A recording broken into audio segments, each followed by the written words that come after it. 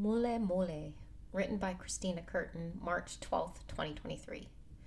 Last week I took the older girls to get their skin checked at the dermatologist.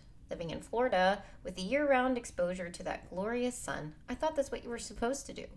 A preventative measure to make sure skin cancer doesn't pop up in the form of a curious mole that wasn't there before.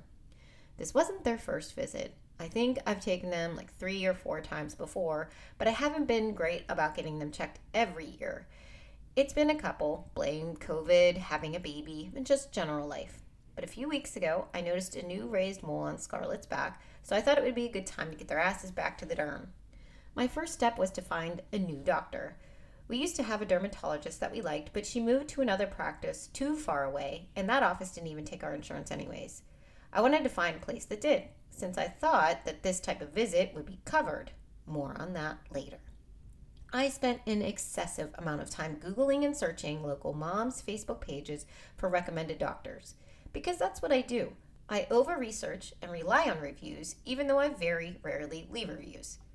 After some careful consideration, I chose my doc and booked a double appointment for the girls. We arrived at the doctor's office. You know when you walk into a place and you immediately feel like something is off? That's how I felt. This place was bare bones. No frills. Not even a fake plant in the corner. No posters on the wall about smart skincare. Like they just popped up shop here temporarily and threw in the necessary office supplies.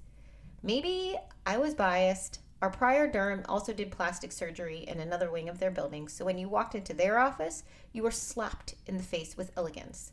Tiled floors, high ceilings, swanky furniture. You were dropping money there, and it showed. Not here. Oh no. This looked like a place you'd get Narcan. Still, I checked the girls in and ignored the lack of pizzazz. I didn't need all the glamour. I'm not a superficial person. I just wanted to make sure my kids didn't have skin cancer and were checked by a caring and qualified individual. We were called back into the exam room and the lack of frills continued. The girl intaking us looked to be about 17, and I couldn't help but notice that she had on the same black high-top Converse shoes that Scarlett also wore, and hers were just as dirty. I feel like medical personnel should have clean shoes. Is that a stereotype? Am I being too prissy? I don't think so. There should be standards. Clean uniform, clean shoes, both when you are serving food and handling humans. Alas, I ignored the dirty, unprofessional shoes, and the girls enveloped their bodies in paper dresses to prepare for their exam. The doctor arrives, and she's nice. Enough. But I wasn't satisfied with the appointment at all, for 3 main reasons. First, she was insensitive. Scarlett went first, and the woman literally started checking her body without explanation or acknowledgement to Scarlett. The woman just went in, raw dog, and started pulling at Scar's paper dress to check out her chest.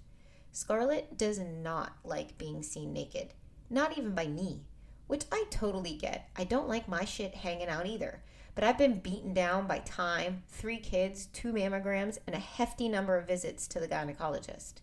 But this was the first time a doctor had ever just had their way with Scarlett, without any warning or acknowledgement that this could be alarming to a developing 11-year-old girl.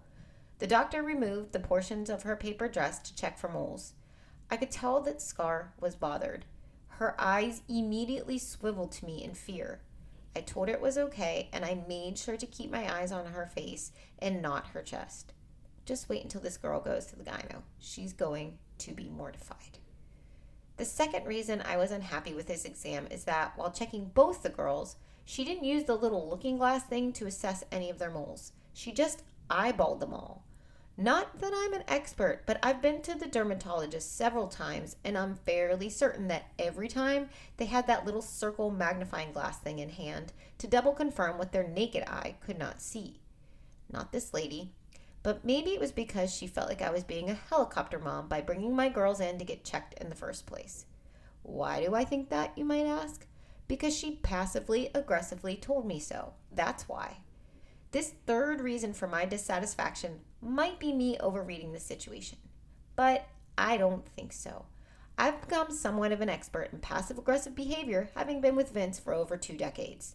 I know the tone, the wording, and the timing methods akin to passive-aggressive people like I know the moles on the back of my own hand. I could write a book on interpreting and recognizing passive-aggressiveness. So when the doctor asked me twice if anyone in the family had a history of skin cancer while examining my kids, I knew what she was not directly saying. She was saying, "Why the fuck are you here, woman? Why are you bringing your children to the dermatologist at these ages if there's no history of skin cancer in the family? Why are you subjecting them to my weak, yet still very violating exam if there's no reason?" Listen, asshole, it's because I thought I was supposed to. That's why. I thought yearly checkups were the thing to do when living in Florida, just to be on the safe side, especially since my kids don't always apply sunscreen because they like the rosy glow that sunburn gives them. Yes, they've actually told me this after I freak out seeing their sunburn, even though I told them to apply it.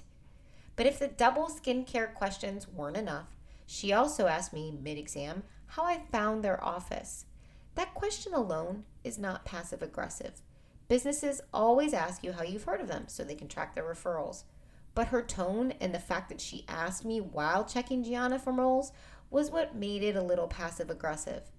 Again, it was another dig to ask why I was here, but also again validated my thoughts that this place was a front for money laundering or something. Like, hey, helicopter mom, how did you even find our fake dermatologist office? Exam finished, I was instructed by the air quote dermatologist to basically not bring them back unless I wanted to.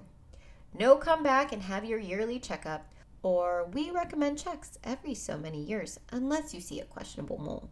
Nope, she was like the Beverly Hillbillies. Don't come back now, you hear? When the doctor left the room, the girls undressed and discarded their paper dresses into a 2-gallon trash can because this pop-up shop didn't even have a hazard garbage receptacle to toss your paper dress in. I thought all doctor's offices had those. But yet here was another clue that maybe I was onto something. This place was a front to do something else, like raping me of money. Because despite the lack of frills and the fact that we have insurance, I dropped $200 on these appointments. Apparently, yearly skincare checks are not considered preventative by our insurance, so we got a discount but still had to pay out of pocket. It's moments like these where I question the healthcare system and insurance providers. It's moments like these when I wonder if I would have been better staying off poor because as a kid, all my shit was free. But I'm not poor, and that's good for a lot of reasons, just not when it comes to paying for doctor's visits, food, or college. In those moments, it's annoying. I can't help it. I know the other side, and I can't help but be irked that I have to pay so much money for insurance and then pay more money while others just walk around with the freebie card. That's an asshole part of me, I know. I guess I learned a few lessons here. First, you can research all you want, but sometimes reviews are biased and misleading. A better approach might be to ask people you actually trust for who they go to instead of random people on the internet. Second, skincare checks are not covered by all insurances, so check before you get checked. Universal preventative skincare is sunscreen and limited exposure.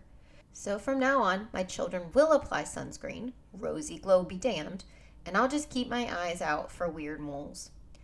Third, appearances can be deceiving, but sometimes they can also be clues. You can't always judge a book by its cover, but if a medical professional office has people in dirty shoes and there's garbage on the waiting room floor, you can start to make connections. A plus B plus C equals this place is shady as fuck, and it's not the type of establishment you want to find yourself naked in a paper dress.